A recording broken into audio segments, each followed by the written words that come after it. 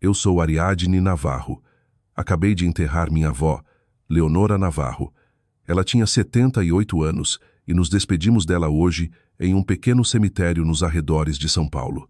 No funeral, enquanto as pessoas saíam do lado da sepultura, o advogado dela, Dr. Henrique Vasconcelos, me puxou de lado. Ele não disse muita coisa no começo, apenas se inclinou bem perto e sussurrou: "Sua avó não morreu de causa natural, Ariadne. Se você quiser a verdade, venha ao meu escritório depois que todo mundo for embora. Mas seja o que for, não conte para seus pais nem para seu irmão. Você pode estar em perigo." Ele não esperou minha resposta. Apenas foi embora, me deixando ali parada com o coração acelerado. Eu não sabia o que pensar, mas algo na voz dele me fez segui-lo. Esperei até o último carro sair do cemitério. Depois dirigi direto para o escritório dele. Quando cheguei, o prédio estava escuro, exceto por uma luz no saguão. E ali, parado nas sombras perto da porta, havia um homem que eu nunca tinha visto antes. Ele tinha olhos que pareciam ter visto demais e estava me esperando. Eu congelei. Não sabia quem ele era, mas sabia que tudo estava prestes a mudar. Você já sentiu aquele momento em que percebeu que as pessoas mais próximas a você podem estar escondendo algo terrível? Deixe um comentário abaixo e me diga de onde você está assistindo. Se você já teve aquela sensação no estômago sobre a família, dê like e se inscreva. Você não vai querer perder o que acontece a seguir. Depois que o serviço ao lado da sepultura terminou, eu fiquei perto da fila de carros, fingindo ajustar meu casaco enquanto observava papai e Valéria. Eles estavam um pouco afastados dos outros, perto do monte fresco de terra. Eu não conseguia ouvir tudo, mas as vozes deles chegavam o suficiente no ar úmido. Valéria disse algo baixo e urgente se ela fosse no momento certo. E papai murmurou de volta: "Os papéis têm que estar prontos antes que alguém comece a fazer perguntas." As palavras me acertaram como um vento frio. Não peguei o resto. Eles se viraram quando me viram olhando, mas aquele fragmento ficou preso na minha cabeça. Parecia errado, como uma conversa que não era para mim. Pensei nas pequenas coisas que a vovó tinha feito nos últimos meses. Ela mantinha papéis importantes trancados em uma gaveta que nunca costumava trancar antes.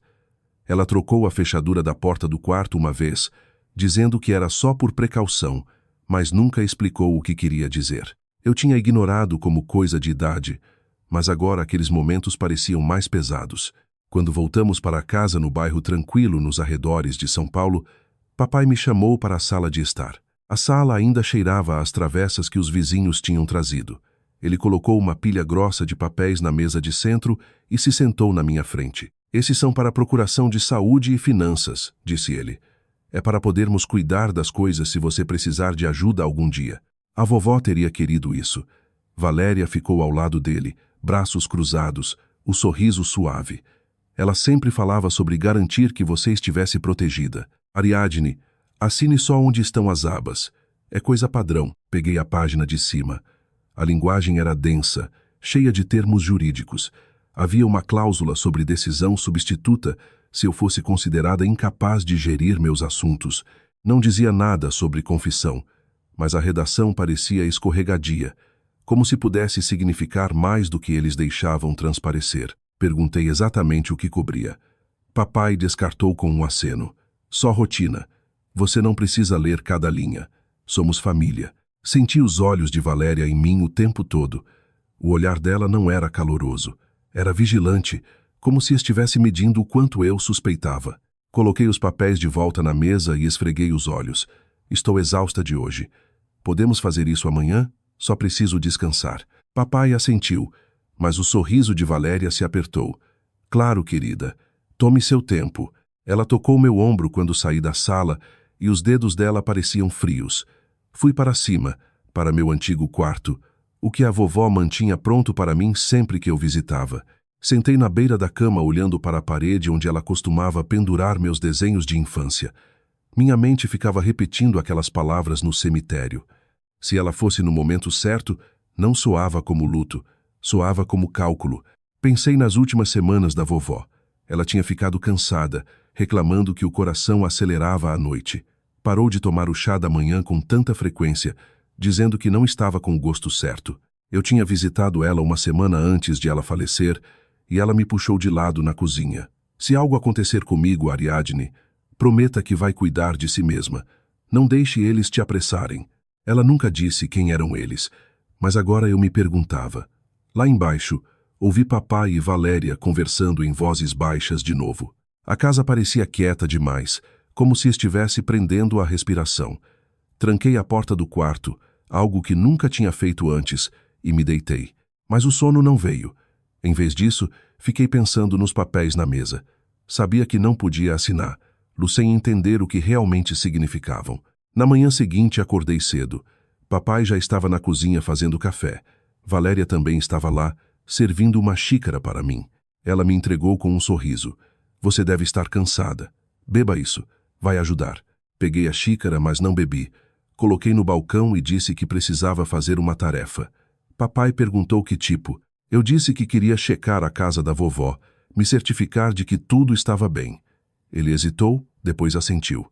Valéria me observou sair e senti os olhos dela nas minhas costas o caminho todo até a porta. Dirigi até a casa da vovó, a casinha pequena onde ela viveu por 40 anos. Estava vazia agora, os móveis ainda no lugar, o ar parado. Andei pelos cômodos, tocando as coisas que ela amava, a chaleira no fogão, os álbuns de fotos na prateleira. No quarto dela, encontrei a gaveta que ela costumava manter trancada. A fechadura ainda estava lá, mas a chave estava no mesmo lugar que ela sempre escondia, debaixo da tábua solta perto da cama. Dentro da gaveta havia extratos bancários, papéis de seguro e um caderninho pequeno. Abri. As páginas estavam cheias da letra caprichada dela. Ela tinha escrito datas e anotações. Chá com gosto amargo de novo. Coração acelerado depois do café da manhã. Valéria insistiu em fazer hoje. E então, perto do fim, não me sinto segura. Se eu partir de repente, cheque o chá e proteja a Ariadne. Minhas mãos tremeram enquanto lia. Não sabia ainda o que tudo significava, mas sabia que não podia ignorar mais. Saí da casa aquela noite sem acender nenhuma luz. A entrada de carros estava quieta e peguei a chave antiga da vovó do gancho perto da porta onde ela sempre deixava. A viagem até o escritório do Dr. Henrique Vasconcelos não era longa, só 20 minutos pelas ruas vazias do subúrbio.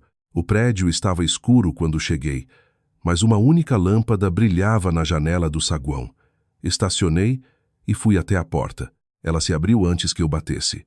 Dr. Henrique me levou para dentro sem uma palavra, direto para o escritório nos fundos. O homem de antes já estava lá, sentado em uma das cadeiras de couro.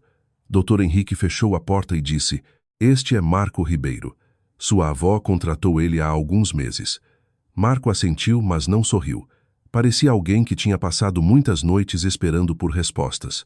Ela veio até mim porque estava preocupada com algo na rotina diária dela. Ele disse que ela tomava chá de ervas toda manhã e começou a notar que o gosto estava estranho. Ela não queria acusar ninguém, então pediu para eu checar em silêncio. Tinha medo de destruir a família se estivesse errada. Ele abriu uma pasta na mesa e deslizou um relatório para mim. Era um resumo de laboratório de um serviço de testes privado. A página listava compostos na amostra que ela tinha enviado. A maioria eram ervas normais, mas havia uma linha destacada. Substância não identificada detectada, não consistente com composição herbal padrão. Análise adicional recomendada. Não era uma conclusão completa, nada definitivo, mas foi o suficiente para revirar meu estômago. Olhei para o papel. Isso ainda não significa nada, eu disse. Pode não ser nada. Marco se inclinou para a frente. Sua avó achou que era algo.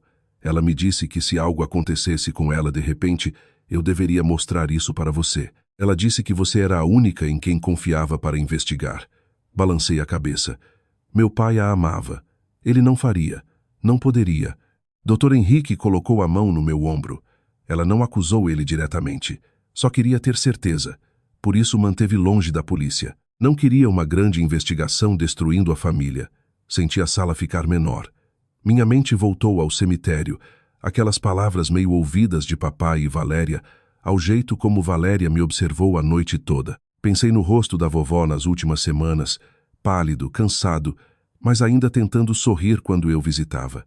Ela tinha me abraçado mais forte que o normal, como se estivesse se despedindo. Marco fechou a pasta.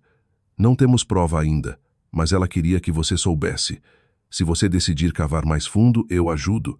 Se não, vá embora agora. Não respondi de imediato. Parte de mim queria correr de volta para casa e fingir que nada disso era real. Mas outra parte, a que lembrava dos avisos quietos da vovó, sabia que não podia. Olhei para Marco. O que fazemos agora? Ele não respondeu imediatamente. Apenas me olhou como se esperasse eu decidir até onde estava disposta a ir. Fiquei sentada ali no escritório quieto, a lâmpada projetando sombras longas pela mesa. Marco esperou, paciente, mas sem pressionar. Dr. Henrique ficou perto da janela, braços cruzados, observando a rua lá fora. A chuva tinha começado de novo, batendo no vidro. Pensei na cozinha da vovó, no jeito como ela servia chá na xícara favorita dela, a que tinha a alça lascada. Ela sempre dizia que trazia boa sorte. Agora parecia que tudo que ela tocava estava contaminado. Finalmente falei.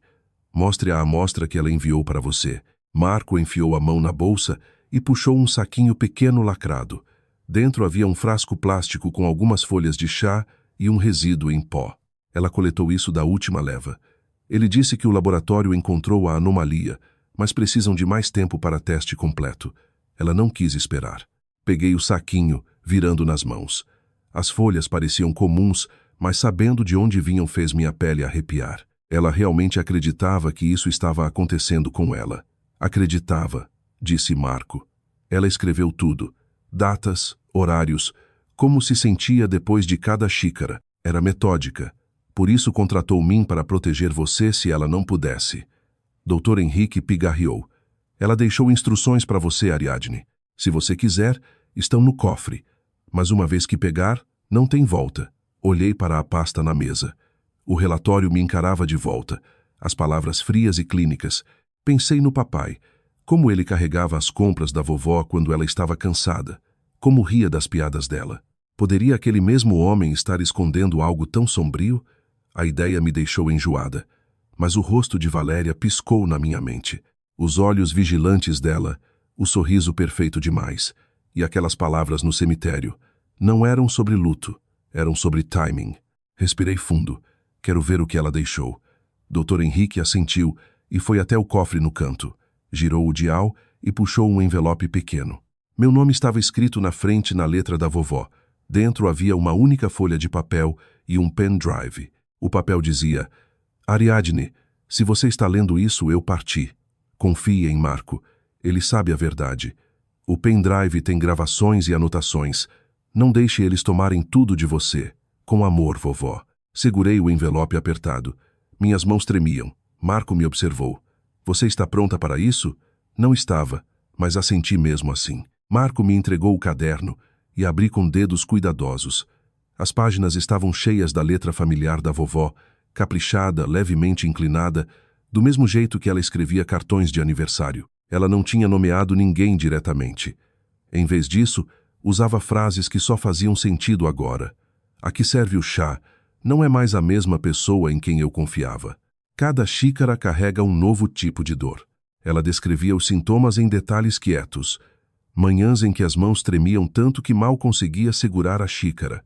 Tardes em que o cabelo caía em tufos na escova, noites em que o coração acelerava como se tentasse escapar do peito. Ela escreveu sobre como começou a guardar pequenas quantidades das folhas de chá depois de cada leva, escondendo em uma lata debaixo da pia. Uma anotação dizia: o gosto mudou de novo hoje.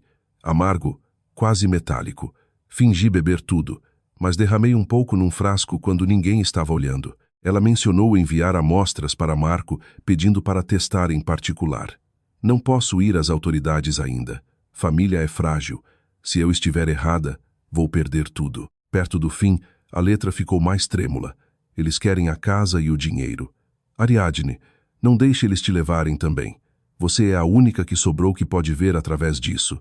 Ela não disse quem eram eles, mas o significado estava claro. Terminou com uma única linha.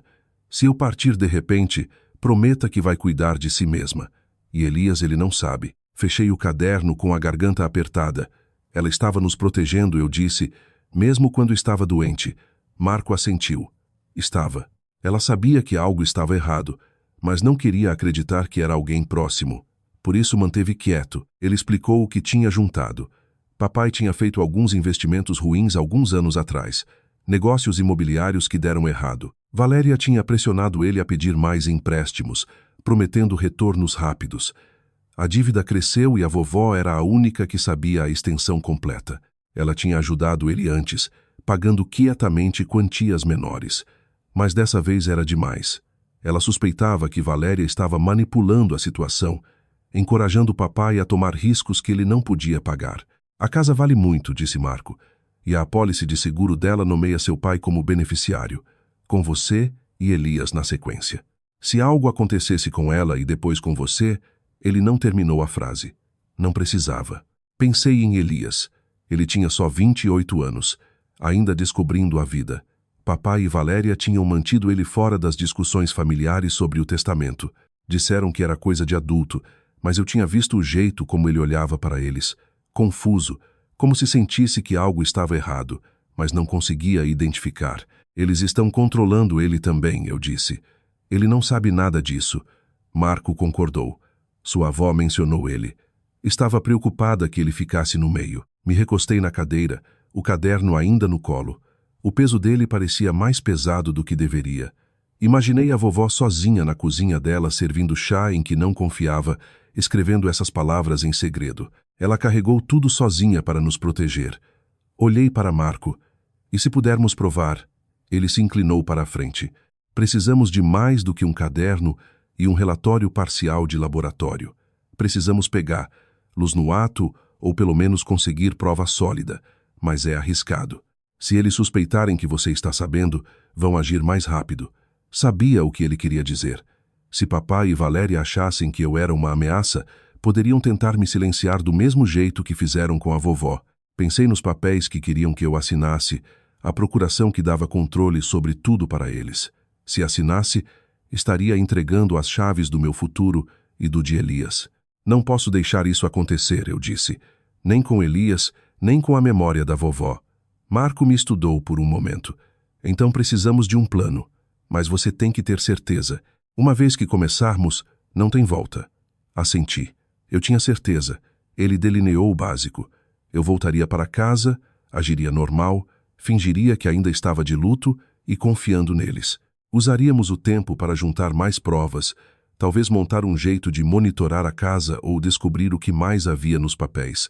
A vovó tinha deixado instruções para isso também, escondidas no envelope. Abri o pendrive no computador do Dr. Henrique. Tinha arquivos de áudio, a voz da vovó, fraca mas clara, gravando os sintomas dia a dia. Uma gravação era da última semana dela.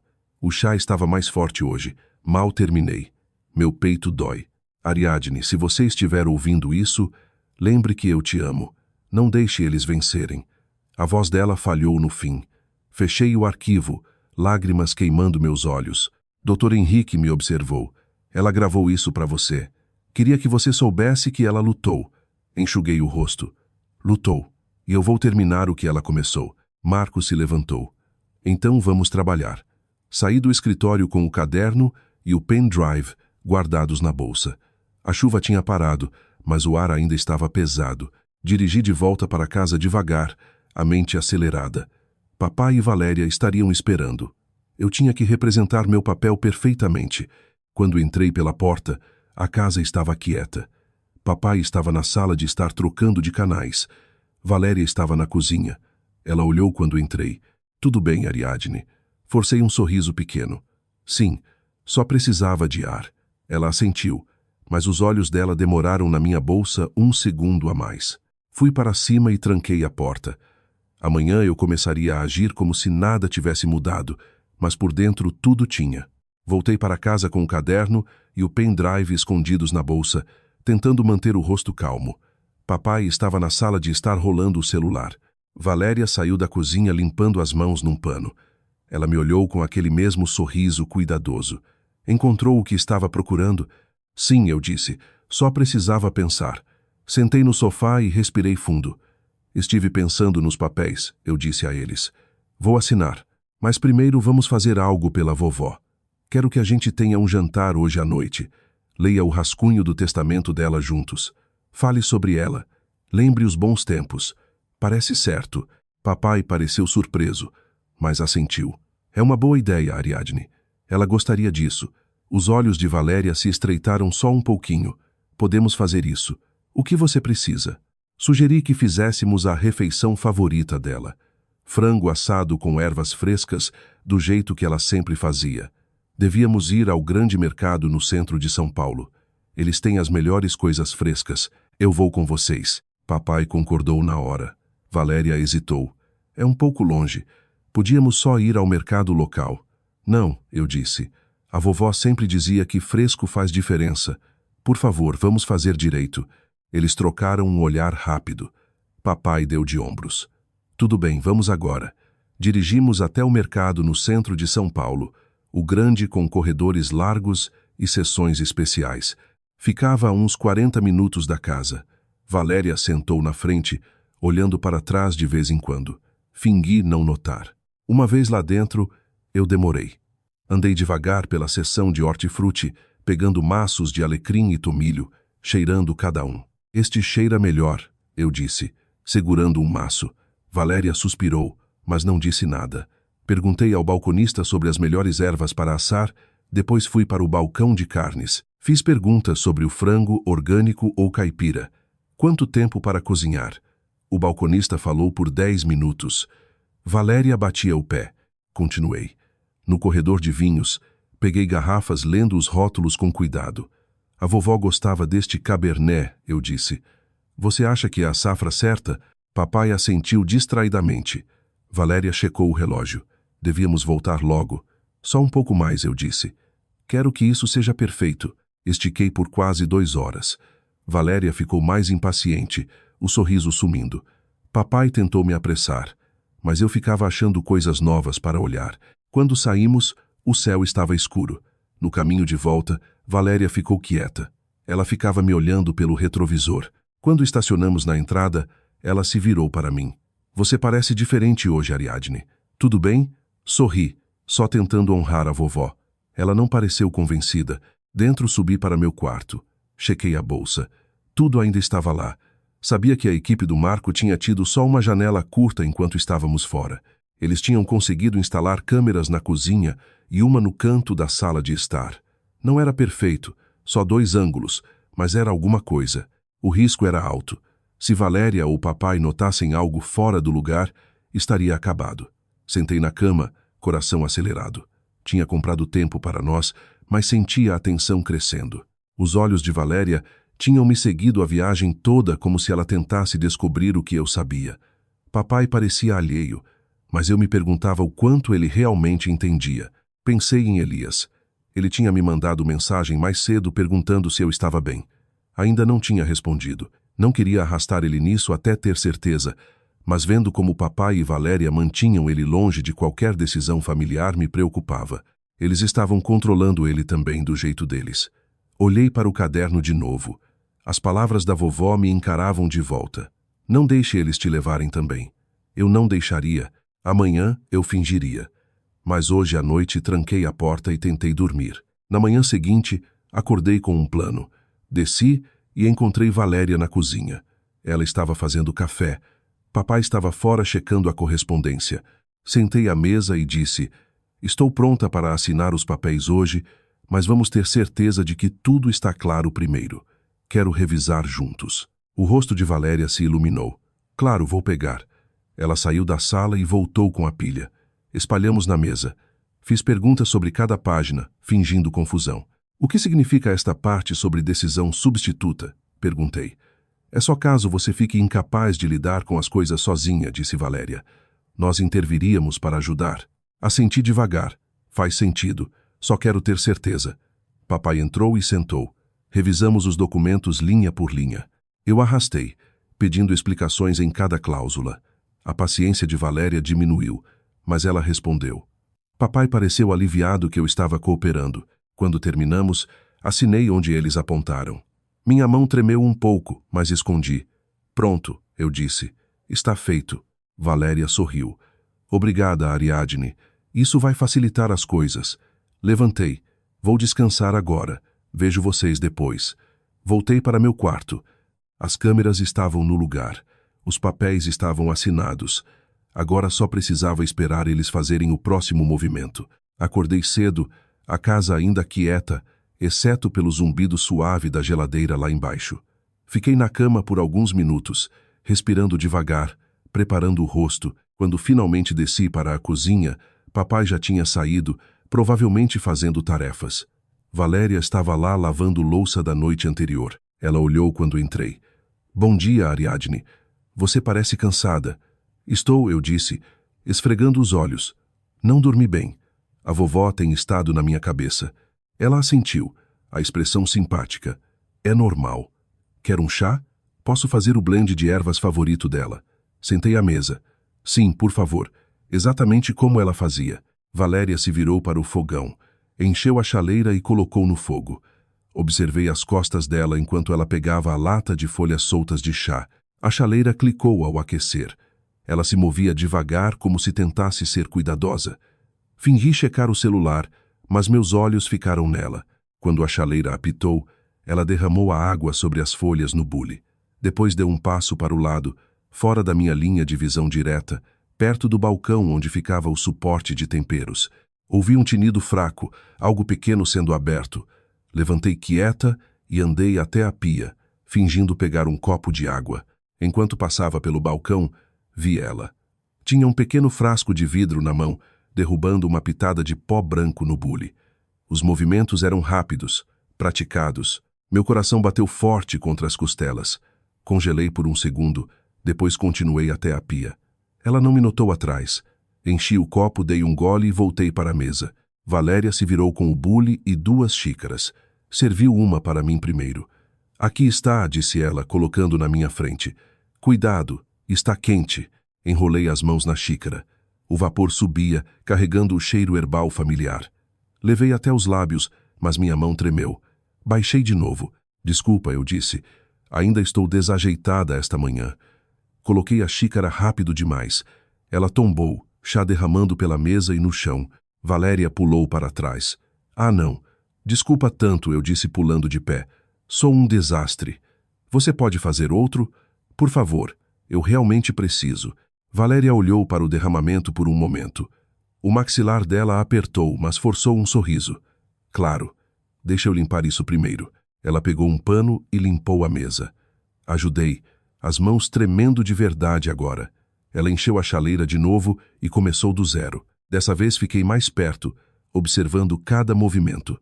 Ela pegou o frasco de novo quando achou que eu não estava olhando. O pó entrou, só uma quantidade pequena, mas o suficiente. Serviu a 2ª xícara e me entregou. Experimenta esta. Peguei. Meus dedos tremiam tanto que o chá balançou. Levei até a boca perto o suficiente para o calor tocar meus lábios. Por um segundo pensei que poderia realmente beber só para testar se ela me pararia. Mas não. Coloquei devagar. Obrigada, Valéria, eu disse. Vou tomar um gole daqui a pouco. Ela me observou por um longo momento. Tem certeza de que está bem? Sim, eu disse, só cansada. Me recostei. A xícara fumegava na minha frente. Sabia que Marco estava assistindo pela câmera no canto da cozinha, mas o ângulo era limitado. Uma visão clara do balcão, mas não perfeita. Se ela tivesse sido mais rápida, ou se eu não tivesse entrado, a prova talvez não fosse suficiente. O risco parecia alto demais. Um movimento errado e tudo poderia desmoronar. Valéria voltou para a pia, lavando o bule. Olhei para a xícara. O chá parecia inocente, mas eu sabia melhor agora.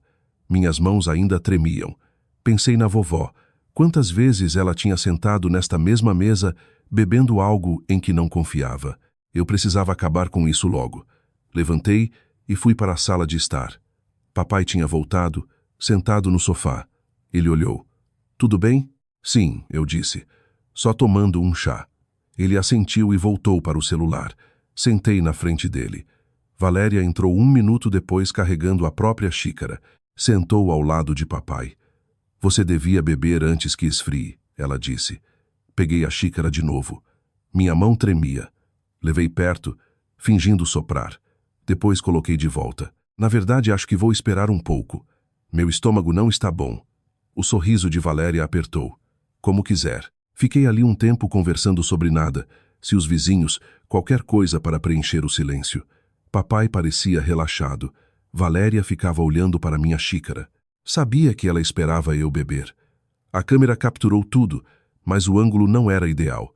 Marco tinha me avisado sobre isso. Se o pó não estivesse visível com clareza, poderia não valer. Eu tinha que garantir que fizessem de novo ou achar um jeito de conseguir prova melhor. Pensei em Elias. Ele estava lá em cima, provavelmente ainda dormindo. Não tinha visto ele desde a noite anterior. Me perguntava se ele sabia de algo. Papai e Valéria tinham mantido ele fora de tudo. Disseram que o testamento era privado, mas ele era parte desta família também. Me desculpei e subi.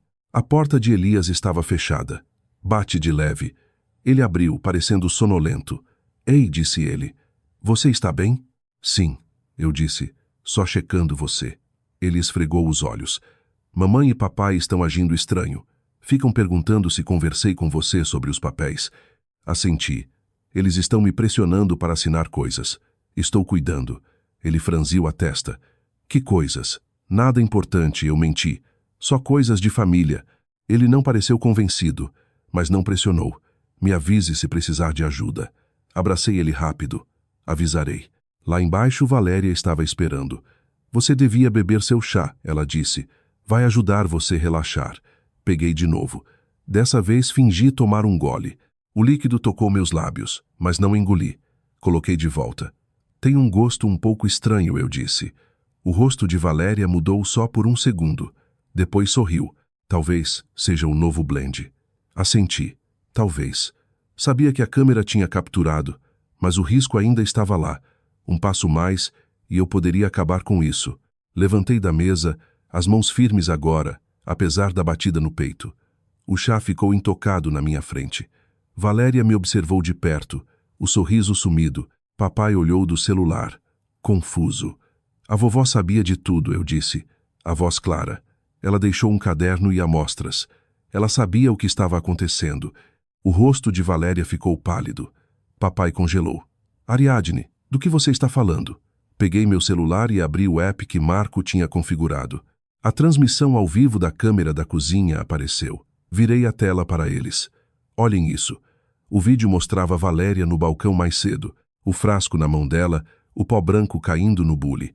Estava claro o suficiente. O ângulo pegou os movimentos perfeitamente. O fôlego de Valéria parou. Papai encarou a tela, a cor sumindo do rosto. Valéria deu um passo para trás. Isso não é. Eu não. Rodrigo, diga a ela que não é o que parece. Papai não falou. Só continuou olhando para o vídeo, a boca aberta. Continuei. Ela escreveu tudo. Os sintomas, o gosto amargo, o jeito como vocês dois agiram. Ela sabia que vocês queriam a casa, o seguro, tudo. Os olhos de Valéria pularam para papai. Rodrigo, diga alguma coisa. Ele finalmente olhou para mim. Ariadne, eu não sabia. Juro. Valéria riu, um som agudo e em pânico. Ele está mentindo. Ele planejou tudo. Eu só fui junto porque ele me ameaçou. Papai balançou a cabeça. Não, Valéria, pare. Não deixei eles discutirem. Os papéis que vocês me fizeram assinar não eram só procuração. Eram uma diretiva de fim de vida dando a vocês o direito de tomar decisões médicas por mim se eu fosse incapaz. Vocês queriam me declarar inapta, tomar controle e me cortar da herança. Valéria avançou para o celular. Desliga isso. Puxei para trás. Tarde demais. A filmagem já está salva e a polícia está assistindo agora. Naquele momento, as portas da frente e de trás se abriram com força. Oficiais de uniforme invadiram, armas em punho, mãos onde podemos ver. Valéria gritou e caiu no chão, mãos sobre a cabeça. Papai levantou os braços devagar, olhos arregalados. 2 oficiais algemaram Valéria primeiro. Ela continuou gritando. Foi ele. Ele me fez fazer. Papai não resistiu. Só olhou para mim destruído. Ariadne, me desculpa. Não respondi. Elias desceu as escadas correndo, cabelo bagunçado de sono. Parou no último degrau, encarando o caos. O que está acontecendo? Um oficial o segurou de leve. Fique aqui, filho. Elias olhou para mim. Ariadne, o que está acontecendo? Andei até ele. Eles machucaram a vovó. Tentaram me machucar também. O rosto dele se desmanchou. Não, papai. Papai não conseguiu encarar os olhos dele. Os oficiais leram os direitos deles. Valéria continuava culpando papai, a voz estridente. Papai ficou em silêncio, cabeça baixa. Enquanto levavam eles para fora, Elias segurou meu braço. Eu não sabia. Juro que não sabia de nada. Acreditei nele. Ele tinha sido mantido no escuro exatamente como a vovó quis para proteger ele. A casa encheu de atividade policial, fotos, sacos de evidências, depoimentos. Marco chegou mais tarde, coordenando com os detetives. Ele me deu um aceno pequeno. Você fez bem. Eu não me senti bem. Me senti vazia. Eles levaram papai e Valéria embora. Elias sentou comigo no sofá enquanto os oficiais trabalhavam. Ele chorou quieto. Segurei a mão dele. Quando o último oficial saiu, a casa ficou silenciosa de novo. Elias olhou para mim. O que acontece agora? Respirei fundo. Vamos superar juntos. Mas não posso ficar aqui mais. Ele assentiu. Entendo. Arrumei uma mala aquela noite. Saí de casa na manhã seguinte. Não olhei para trás. Meses depois, a sala do tribunal em São Paulo parecia mais fria que o cemitério onde enterramos a vovó. A voz do juiz ecoou pela sala enquanto lia a sentença. Rodrigo Navarro recebeu prisão perpétua sem liberdade condicional por seu papel como orquestrador principal. Valéria recebeu uma sentença reduzida devido a menos evidência direta e sua cooperação com a investigação. As acusações centravam em causar dano levando à morte da vovó e conspiração para me machucar. A sala do tribunal estava quieta, exceto pelos soluços suaves de alguns parentes no fundo. Elias sentou ao meu lado, segurando minha mão com força. Ele não tinha falado muito desde a prisão. Olhei para papai uma última vez enquanto o levavam. Ele não olhou para trás. Valéria olhou por cima do ombro, os olhos vermelhos, mas eu me virei. Não havia mais nada a dizer. Depois da audiência, Elias e eu saímos juntos.